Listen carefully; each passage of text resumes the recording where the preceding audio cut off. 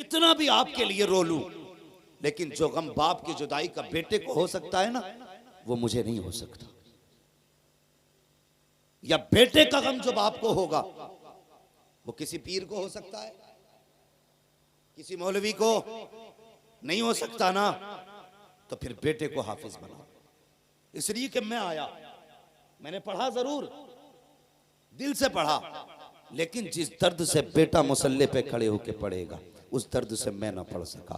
फर्क कितना है, जब बेटा मुसल्ले पे खड़ा होगा, बाप का जनाजा सामने होगा, तो वो देख के आंख में आंसू लाएगा और याद आएगा उसे, ए मेरे मालिक, ये वो जनाजे में लेटा है जिससे कभी मदरसे से मैंने खर्चा मांगा था, तो इसने टूटी हुई जूती तो पहनी थी लेकिन कुरान का खर्चा बंद नहीं किया था, खुद तो पैबंद के कपड़े पहनता रहा लेकिन मेरे मदरसे के लिबास में कमी नहीं आने दी थी। ए मेरे मालिक, आज ये वो जनाजे पे लेटा है जिसने कई कई दिन तक बिना नाश्ते के खाना पैसा कमाया लेकिन कभी मेरे खाने के खर्चे में कमी ना आने दी। जब बेटे के सामने बाप की ये कुर्बानियां होंगी तो मुझे बता, बेटे की आंख में आंसू होगा कि नहीं, बेटे के आंसुओं से बाल चेहरा तर होगा कि नहीं। और जब कोई भी बंदा रब की बारगाह में आंसू गिराता है तो वो इतना करीम है, इतना करीम है, उसकी शान तो ये है, अगर ना मानने पे आए तो पहाड़ बराबर सोना दे दो, वो तब भी राजी नहीं होता है, और अगर राजी होने पे आ जाए तो दो आंसू कतरे कतरे आंसुओं के गिरा दो, वो दो आंसू देख करके माफ कर देता है। इसलिए कहता हूं कि बेटों को हाफिज बना लो, ताकि तुम्हारे जनाजे के सामने जब बेटा कुरान पढ़ेगा या तुम्हारे जनाजे के सामने बेटा दुआ करेगा तो खुदा की कसम उसकी पलकें भीगेंगी, वो बाप की मगफिरत की दुआ मांगेगा, आंसू पलक से जुदा होकर जमीन पे आने से पहले अल्लाह तुम्हारे गुनाहों को बख्शिश का परवाना अता फरमा। इसलिए जरूरी है बेटों को हाफिज बनाएंगे इंशाअल्लाह। हाँ, बेटे को दीन से जोड़िए। और एक बात और बताऊं, इन पढ़े लिखों के फायदे। आज कई लोग कहते हैं मौलाना औलाद बिल्कुल इज्जत नहीं कर रही, ये बड़ा मसला है, औलाद इज्जत नहीं कर रही। सबसे पहला हमारा सवाल होता है, पढ़ाया क्या था, पढ़ाया क्या था, कि नहीं पढ़ा लिखा लड़का हमारा, क्या पढ़ा है, का एमए पास है। मैंने कहा नर्सरी से लेकर एमए तक कोई भी कोर्स की ऐसी किताब दिखाओ जिसमें बाप का वो एहतराम सिखाया गया हो जो मदीने वाले मुस्तफा ने सिखाया है। 15 साल की किताबों में एक लाइन ऐसी नहीं दिखा सकते जो मेरे हुजूर ने माँ बाप के एहतराम में सिखाई है। आपने बच्चों को एमए बनाया, काश आपने बच्चों को कुरान का कारी बनाया होता, आलिम दीन बनाया होता। अगर खिदमत भी ना कर पाता तो बाप का गरेबान भी नहीं पकड़ता, बाप के मुंह पे तमाचे भी नहीं लगाता। आज जानते हो हम बच्चों को एमबीबीएस और डॉक्टर बना लेते हैं, बनाइए, अच्छी बात है, मैं तालीम का मुखालिफ नहीं, लेकिन एमबीबीएस बनाने से पहले मुस्तफ़ा का गुलाम बना डालो, हुजूर का आशिक बनाओ पहले, उसके बाद एमबीबीएस बनाओ। जब इश्क सीने में होगा ना तो वो खुराक दबा की बांधेगा, दुरूद मुस्तफ़ा पे पढ़ना शुरू कर देगा। और जब इस तरह दवा देगा कि साथ में दवा भी होगी, मुस्तफ़ा का दुरूद भी शामिल होगा, तो जहां दवा 1% फायदा करती थी वहां पे 99% फायदा शुरू हो जाएगा। ये जरूरी है कि बच्चों को हाफिज कुरान भी बनाए, हुजूर का सच्चा आशिक बनाए। माँ बाप का एहतराम अगर चाहते हैं बच्चे करें तो उन्हें इल्म दीन सिखाएं। और मैंने तजर्बा किया, अगर बच्चे पढ़ें ना लेकिन 10 दिन मदरसे में अगर कोई गुजार दे तब भी वो जमाने से अलग हो जाता है। घर रह के पढ़ना, मदरसे में रह के सोना बराबर होता है। ये मदरसे की बरकतें होती हैं और आज हर बंदा चाहता है दुनिया मेरा एहतराम करे। कुछ दिन पहले एक तस्वीर मैंने देखी थी और वो वीडियो बाज़ाब्ता सोशल मीडिया पे डाला गया था। सोशल मीडिया पे एक गरीब एक बाप था ना, तो उससे लोगों ने कहा कि तुम्हारे हालात ऐसे, ये कपड़े पहन रखे हैं, या इतनी गुर्बत में क्यों जिंदगी गुजार रहे हो, बेटे नहीं है? तो जानते हो उस बाप ने क्या कहा था? उसने कहा मेरे 2 बेटे, एक डॉक्टर है दूसरा इंजीनियर है। कहा फिर आप इस कंडीशन में? तो उस बाप ने कहा मैंने सारी कमाई बच्चों की तालीम पे लगा दी, सारी कमाई बच्चों की तालीम पे लगा दी। लेकिन जब वो पढ़ लिख के बड़े हुए और बाहर चले गए तो फिर हमें भूल गए। अब हम उन्हें याद भी नहीं आते, अब हमसे उन्हें वास्ता भी नहीं है। अब उनकी दुनिया चमकीली दुनिया है, उनका मुस्तकबिल रोशन मुस्तकबिल है। अब इस बूढ़े बाप का क्या करेंगे वो नौजवानों, खुदा के वास्ते बाप की इज्जत करना, बाप का एहतराम करना। मैं क्यों कहता हूं कि हुजूर के आशिक हो जाओ? इसलिए कि हुजूर का इश्क किसी का गुस्ताख नहीं बनाता है। हुजूर का इश्क हमें अदब सिखाया करता है, हमें एहतराम सिखाता हुजूर का इश्क। जब हुजूर का इश्क होगा ना तो फिर बाप रोएगा नहीं। जब हुजूर का इश्क होगा तो माँ की आंख में आंसू नहीं आएंगे। जब हुजूर का इश्क होगा तो कोई किसी को तकलीफ नहीं देगा। जब हुजूर का इश्क होगा तो अपने अमाल भी बेहतर होंगे। हुजूर के इश्क की अल्लाह अकबर। आओ तुम एक दास्तान सुनाऊं भाई, कई बार आपने सुना होगा। अल्लाह अकबर, हुजूर के एक चहीते आशिक हैं, हुजूर के लाडले आशिक हैं, खैरुत ताबई हैं, हुजूर को देखा भी नहीं है। अल्लाह अकबर, मगर इश्क इतना है कि जिससे हुजूर का तज़किरा सुनते थे रोना शुरू फरमा दिया करते थे। हुजूर के ऐसे ऐसे आशिक हुए हैं। अल्लाह अकबर। मेरे हुजूर ने फरमाया था, मेरे सहाबा तुम्हारे लिए एक खुशखबरी है और बाद वालों के लिए 3 खुशखबरियां। तुम्हारे लिए एक बार मुबारकबादी, लेकिन बाद वालों के लिए 3 मरतबा मुबारकबादी। किस बात पर हुजूर?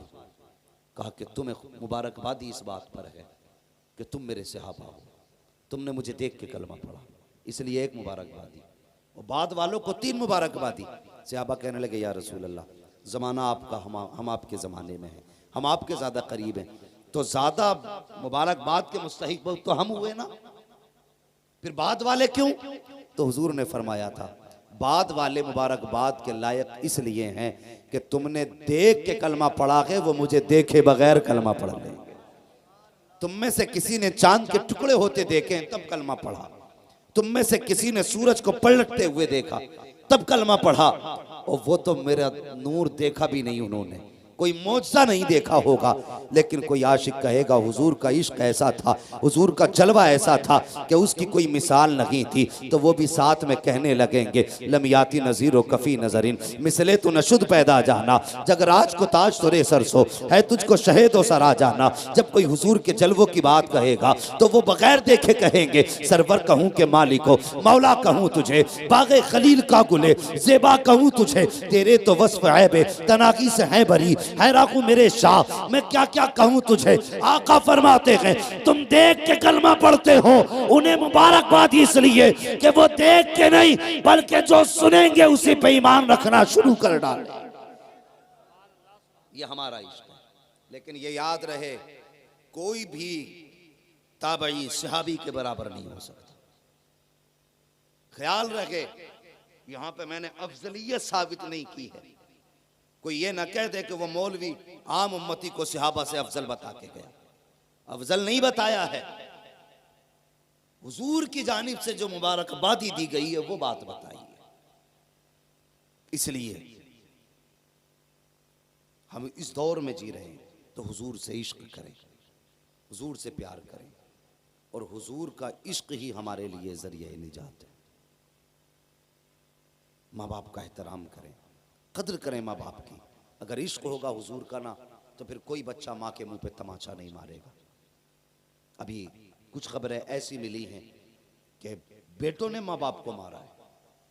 ये हालात हो गए हमारे। हम अपने बाप पे हाथ उठा रहे हैं, अपनी माँ पे हाथ उठा रहे हैं। हाथ उठाना तो बहुत बड़ी बात है, उनके आगे नजरें उठाने तक की इजाजत नहीं है। नजरें उठाने तक की इजाजत नहीं। घूमा फिर रहा है, दुकान में बरकत नहीं हो रही, मौलाना कोई तावीज़ दे दो, कोई डोरी दे दो। ओ भाई, तावीज़ डोरी बाद में ले, ज़रा दिल पे हाथ रख के बता, घर से आया था तो माँ को सलाम करके आया था? अगर अभी मैं इस प्रोग्राम में हाथ उठवा लूँ उन लोगों से कि जो माँ से मोहब्बत करते, तो यकीनन एक एक करके सब उठा दें। और अगर ये पूछ लूँ कि कितने लोग माँ से इजाज़त लेके आए हैं, तो शायद गिनती के कुछ हाथ उठ पाए, शायद कह रहा हूँ वो भी, वरना वो भी नहीं उठेंगे। हुजूर से इश्क करते हो तो एहतराम वैसे करो ना मेरे हुजूर ने जैसे सिखाया, जैसा प्यार मेरे हुजूर ने सिखाया वैसा प्यार करो। अल्लाहु अकबर। और लोगों, माँ बाप होते हैं, नौजवानों, माँ बाप होते हैं। ये कितनी बड़ी दौलत है कभी ये चले जाएं तब पता चलेगा कि हमने क्या खो दिया है। उनसे पूछो जिनके सर पे बाप का साया नहीं है, उनकी जिंदगी कैसी गुजरा करती है। मेरे बच्चों, कभी भी माँ बाप को तंग ना किया करो, अपनी ख्वाहिशात के लिए माँ बाप को जलील ना किया करो, उनके आगे अकड़ के खड़े ना हुआ करो। अगर कामयाबी चाहते हो उनके फरमान पे गर्दन झुका दिया करो, जिसमें बाप राजी उसमें तुम राजी हो जाया करो। फिर देखो खुदा की कसम अल्लाह जिंदगी में कितनी बहारें देता है। दुकान खोलोगे माँ की दुआएं शामिल होंगी, घर से चलोगे माँ की दुआएं शामिल होंगी, बिजनेस करोगे माँ की दुआएं शामिल होंगी, कोई भी कारोबार करोगे बाप की दुआएं शामिल होंगी। जब ये दुआएं तुम्हारे साथ में हर हाल में रहेगी तो हिम्मत नहीं मुसीबतें तुम्हारे पास आ जाएं, आफतें तुम्हारा दरवाजा देख लें। मैंने सुना है और पढ़ा भी है, जब माँ दुआ के लिए बैठती है तो उसकी अकेली की दुआ अगर उसके मुकाबले में 70 वली बैठ करके एक बंदे के लिए बद्दुआ करने बैठ जाएं और एक माँ दुआ करने बैठ जाए तो 70 वलियों की दुआ कुछ बिगाड़ नहीं सकती है। एक माँ की दुआ कश्ती को भंवर से निकाल के किनारे लगा दे।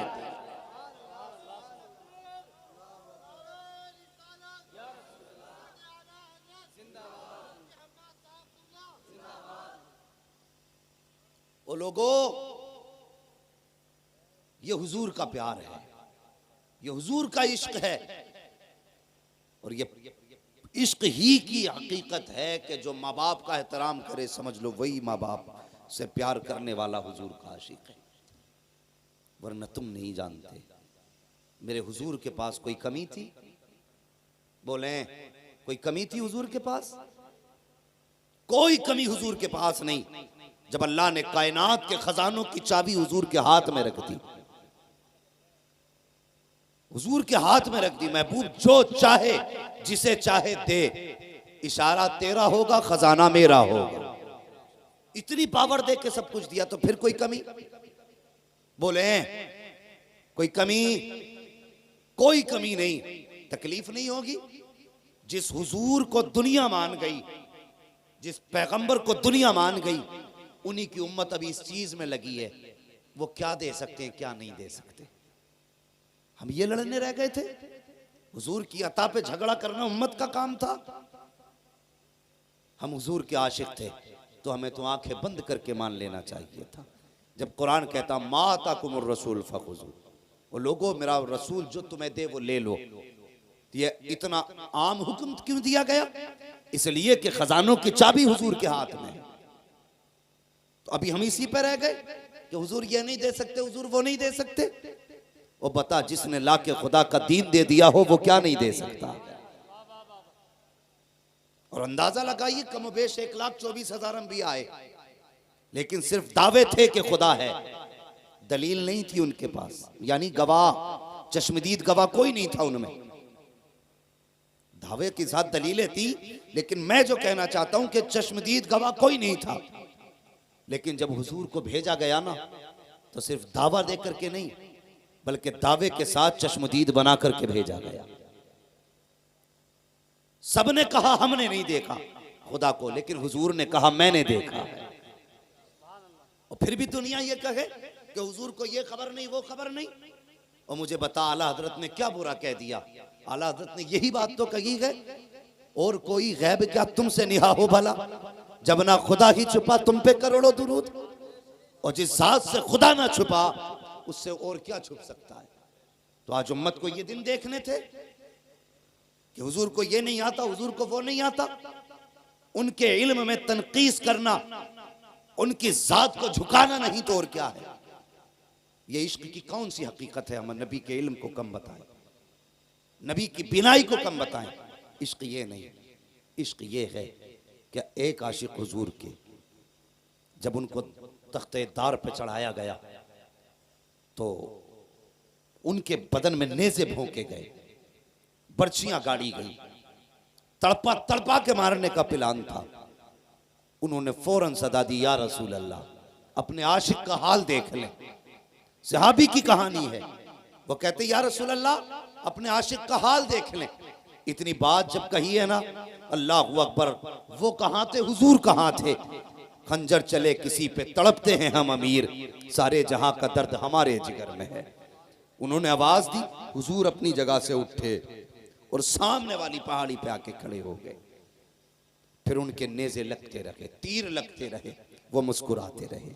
पूछा गया इतने जख्मों पे भी मुस्कुरा रखे को? तो उन्होंने कहा था जब सामने जाना हो तो दर्द का एहसास ही नहीं होता। ये इश्क था उनका और वो जानते थे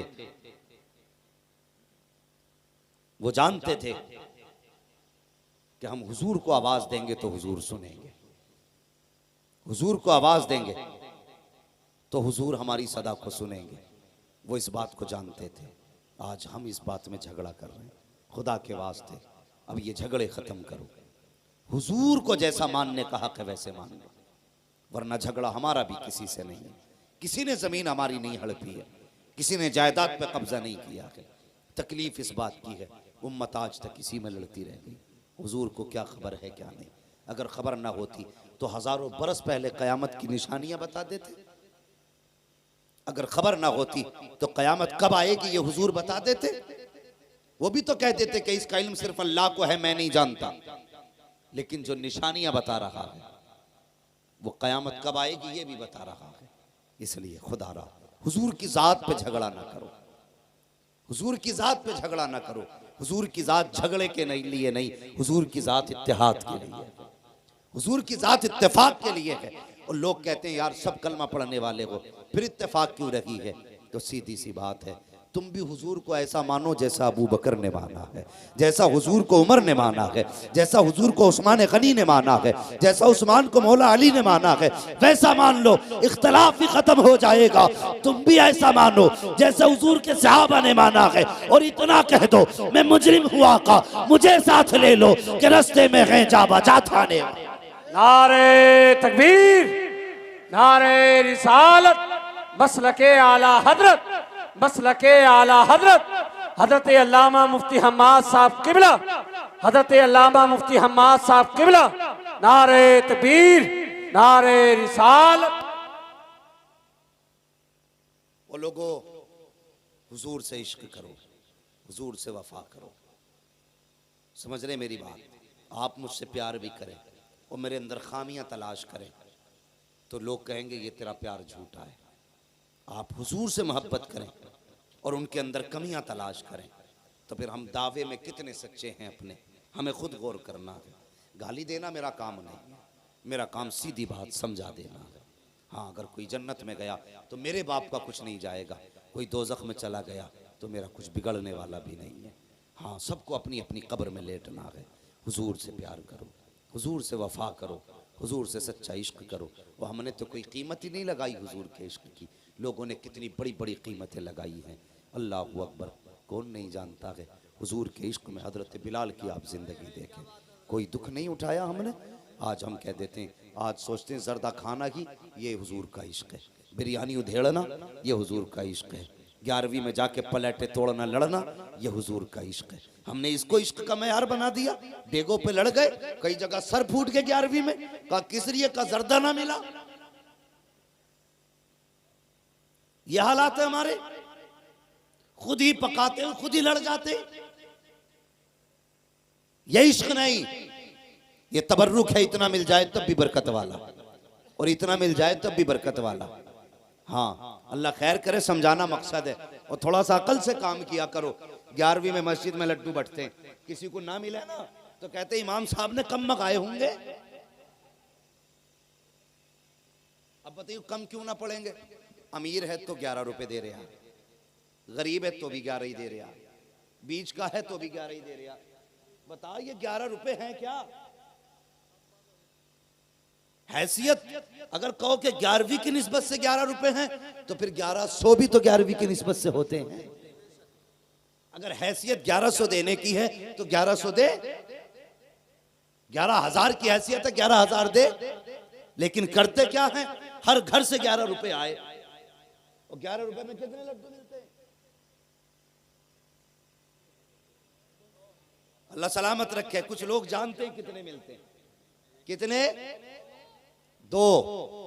मान लो अगर एक एक भी बटा तो हमने मस्जिद में दिए 11 रुपए, हमारे घर से गए 6 बच्चे लेने। बताइए अंदाजा है कोई? 11 रुपए के 2 लड्डू मिले, 6 लोग लेने पहुंच गए, तो जो हमने दिया था 2 लड्डू